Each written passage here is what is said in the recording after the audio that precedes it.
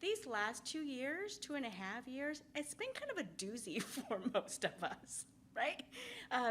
It's been really hard. Pandemic being one of the reasons why the last couple of years have been particularly challenging. And those of you that have heard my talks before know that I love this imagery, and I share it again with all of you today, is really recognizing that yes, while all of us have gone through the storm together, in fact, the storm has impacted all of us in different ways. And so when you're working with young people, it is important to check in. What has this been like for you?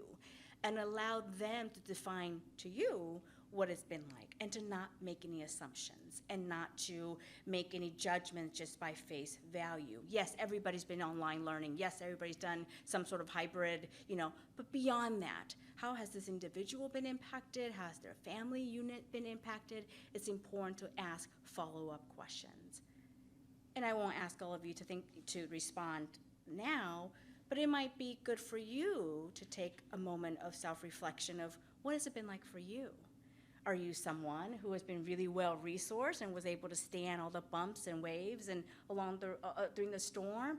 Or are you, in moments, this was me, this poor little guy in a canoe just trying to stay above water, right? What has this been like for you?